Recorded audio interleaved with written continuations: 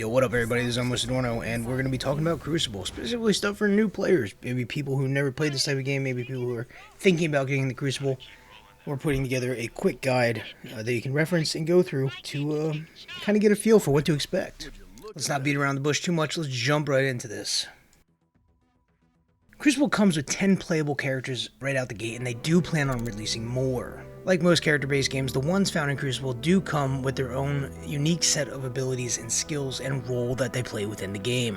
Unlike other MOBA-esque games, there is not one dedicated healer. While Bug does have a heal, all the characters are either damage or a damage support type class. Because of this, I believe that there is a distinct urgency to actually playing as a team in Crucible, which really sets it apart from other games in this genre. While I'm not going to talk about each individual character in this video, I'll do a character breakdown later, I do kind of want to talk about the ability trees and the inherent abilities that the characters have. As we can see with my dude Earl here, your essence upgrades are on the left and your abilities are on the right. Starting with the essence upgrades, as you can see there's 5 and you get 1 per each level. 3 of these have multiple selections. The different selections that they give you allow you to tailor the character to how you want to play it. These selections always come at 1, 3, and 5, and I encourage you to read them very carefully before making your decision, as I do think some of them are very bad. And hopefully that is addressed in future updates. Sticking with the tradition of this type of game, your abilities are bound to your left and right mouse, your left shift, and your Q and E buttons. I encourage you to read the description on the abilities of the character you're playing very carefully. Some of them are oddly worded and do not make a lot of sense, because what is not given to you is the passive abilities, which are not shown to you until you're in the game.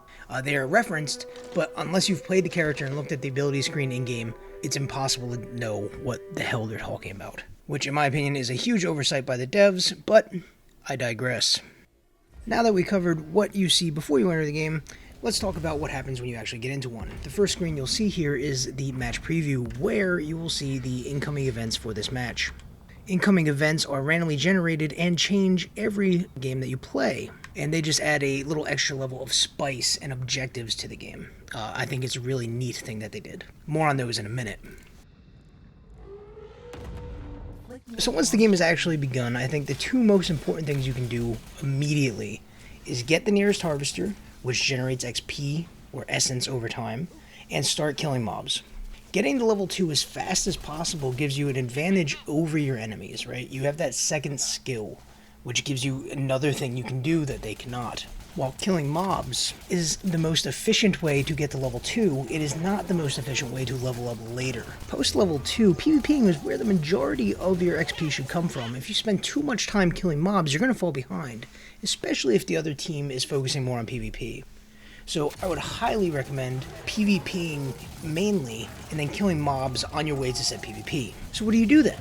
Basically, you grab objectives, you kill mobs, and then you kill other players. Doing this, you'll level progressively, and it'll just end up making sense, and you'll stay of level, especially if you're winning your team fights. So to reiterate, get to level 2 after grabbing a harvester and killing a bunch of mobs. Once you get to level 2, start roaming around as a group, and PvP away.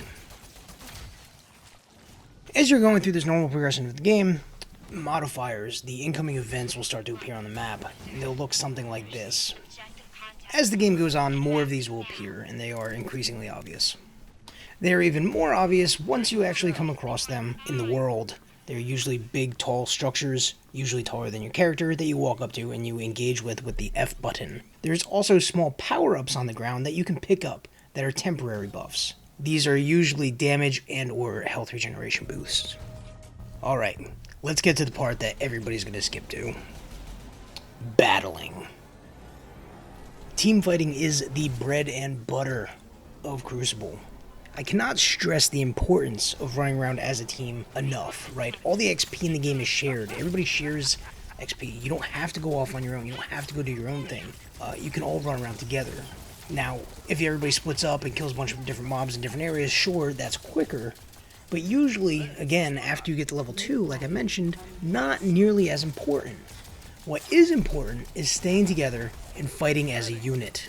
In the many hours that I've been playing this game over the past few days, I have only encountered a handful of one-on-one engagements. I have encountered even less engagements where I have won anything other than a one-on-one or a team fight. That being said, the way damage works in the game is very different. It is very hard to solo. Your character does not do a ton of damage. You going in and fighting one-on-two is likely going to be a bad scenario for you. Barring, playing against people who have no clue what they're doing, chances are you're not going to win that. Damage is low and, again, entirely predicated on you team shooting and playing with your team. I can't stress this enough, and that's why I'm going to keep repeating it. No matter what, after you hit level 2, find a partner to run around with. Ideally, the entire team is running around, but, there's no comms in the game other than a ping system, which makes things difficult. So it is pivotal to kind of lead the charge in that. Use the ping system to stay group up. Stay with the majority. Don't go off on your own. Because if you get caught, you're probably going to die. And dying once to the other team is a huge advantage for them. 800 XP to the entirety of the team, right? And that can put them pretty far ahead pretty quickly. Particularly if a bunch of people are out getting caught on their own. Here are just a couple examples of usually what it looks like if you get caught out on your own. Including me getting caught out on my own, because, well, we all make mistakes. Check that out. Incoming! Nice! It was good knowing you.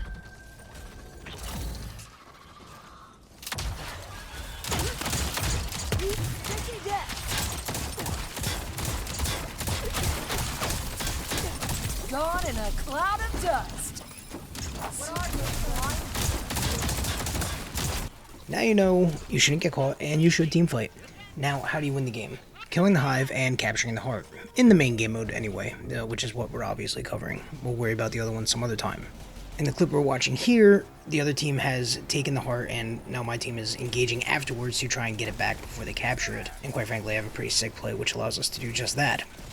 There's basically two ways to go about the Hive and the Heart.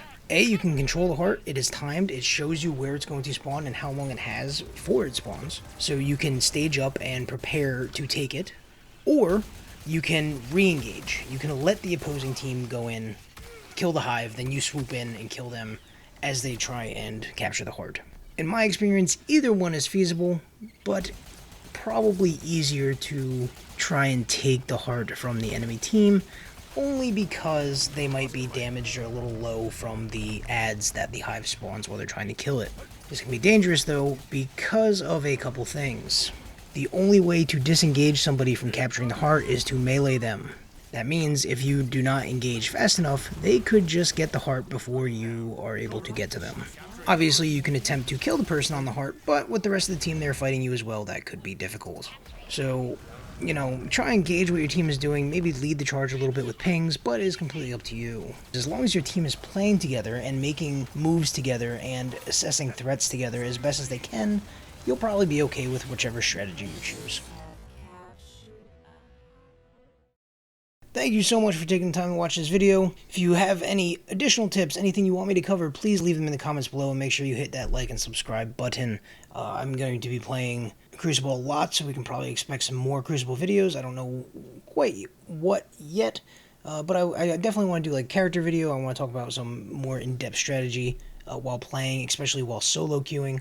Well, it looks like Crucible is going to be my main focus for at least the foreseeable future. You can always check out the channel for our other content. Anyway, that's enough for me. Thanks for watching. See you at the next one. Be easy.